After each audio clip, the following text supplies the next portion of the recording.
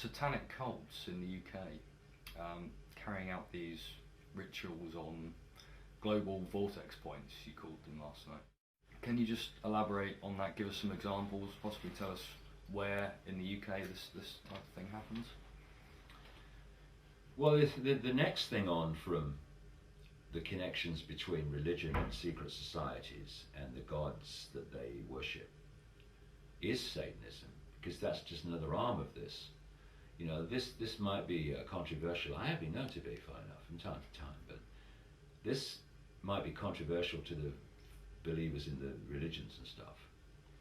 But you got the ancient gods, which were translated into God, which are worshipped by the religions unknowingly, most of them. Same with the secret societies. And the same gods, demonic entities as they're called in this case, that are worshipped by the Satanists, are the same gods that are worshipped by the secret societies and the religions unknowingly. In Satanism, it's knowingly. And these gods, these non-human entities, operate just outside the frequency range of human sight, what is known as visible light. It's so important for people to understand that when they look through their eyes, they're not seeing everything that exists in the space they're looking at. We call space anyway. They're looking at merely a tiny frequency range that our five senses can access. It's like a television station. It's like a holographic television station. And it's sharing the same space as all the other realities, what, you know, increasingly the cutting edge of mainstream science are calling parallel universes. And so in the same space that I'm sitting now are all the television and radio stations broadcasting to London. I can't see them, they can't see each other. There's a wireless internet in this room now, but we're not aware of it. But you get a computer and you tune it into that wireless internet, suddenly out of the ether, out of where, comes the internet on your computer screen. And this physical form, this body computer as I call it, tunes us in to a certain frequency range, which is what we perceive through the five senses. But in the same space or other frequency range, is other dimensions of reality, if you like, which are sharing the same space. Now, most of the time, we're not aware of them, just like television stations are not aware of each other. But of course, in a situation where you might tune onto a radio station and it's very, very close to another station, you get interference where the two radio stations interact with each other.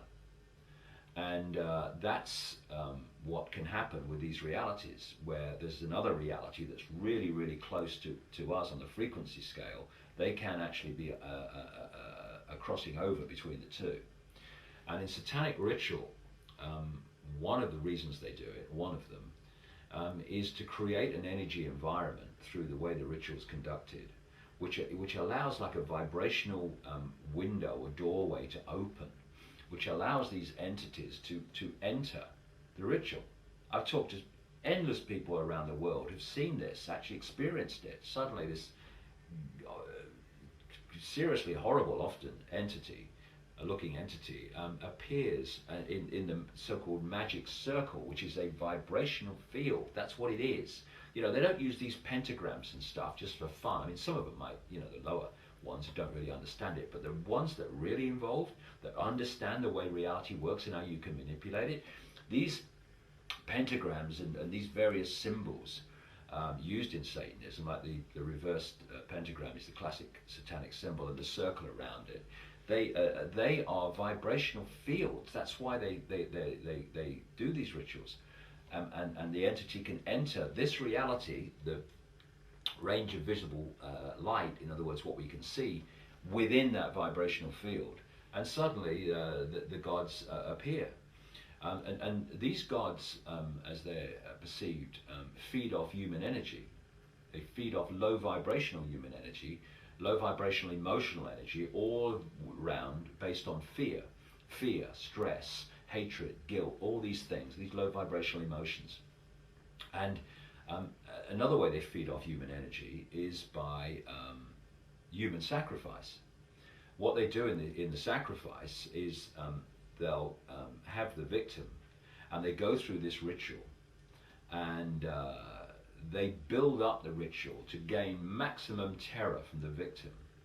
So now there's a tremendous energy, not just of fear, but of absolute terror. And then at the point of sacrifice, that energy is released massively. And these gods that are operating just outside human sight feed off that energy, because that terror, that low vibrational energy, represents the energy field that they are vibrating to, and therefore they can absorb that energy. They can't absorb the higher dimensional energies. They have to have low vibrational energies. Look at society. It's structured to create massive fear, stress, all these things from the population, and it's feeding these, quote, gods. The other thing that happens in these rituals from the human level, physical level participants, is that there is a point where the victim is in a state of such extreme terror that a certain adrenaline enters the bloodstream. It's not even a normal adrenaline that comes from danger.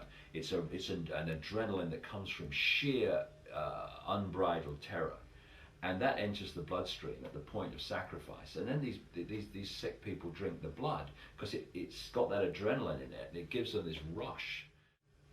What shocked me when I started to understand this and investigate this was the scale of it. The scale is astonishing. And there's people in America who've been involved in their careers in things like the FBI, who've been investigating it in America. And one of them said, it is on such a scale, Satanism, that if you have a reasonably wide circle of friends, associates, and acquaintances, you will know a Satanist who's involved in this stuff. Not always the sacrifice of children or whatever, but the sacrifice of animals and stuff like that. Now, when you start relating this stuff to history, you come across this common theme everywhere of making sacrificial offerings to the gods of animals and of young virgins. The young virgin sacrifice to the gods. Find it everywhere. Of course, in places like the Aztec period in Central America, they were doing it bloody en masse, thousands of sacrifices. And what was that? It was merely what is happening today. There is a change in the energy field when you pass through puberty, and there's a change in the energy field when you start sexual activity. These gods want the energy before that change takes place. I mean, they'll have it afterwards, but it's like what they're really looking for is pubescent, pre-sexual activity energy. That's why they want children. That's why you had the young virgin sacrifice. They were kids. That's why they do it today, for this very reason. And there are certain points where there are vortexes within the Earth energy field. And these vortexes, as they spin, they're basically places where the connection between this dimension and other dimensions is much thinner, much closer, because of the nature of the vortex. It's basically spinning two dimensions together, in effect. And so if you do the rituals on these vortexes, then it is much easier energetically to manifest and bring out these gods into manifestation. The other thing about the vortexes is there are points where the big vortexes anyway, where lots of ley lines cross, meridian lines, energy lines cross. So what you do on those lines, for a start, is sourced by very powerful energy, because basically you've got electricity grid on an energetic level coming into the point from several directions to where you're doing the ritual. So you're dealing with a powerful energy field, which is what you want to achieve your outcome. And also what you do at that point in terms of the energy that you create of hatred, of terror, of all these things, that then goes out through these lines from that point, and you're actually affecting the global grid by doing that. In terms of places where this goes on, I can only talk about people that I've spoken to and things that I've come across. Certainly, a lot of the major royal palaces are built on these prime sacrificial spots.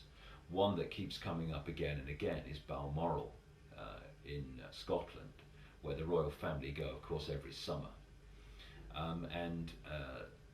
So it surprises me not that people tell me of the rituals that go on there.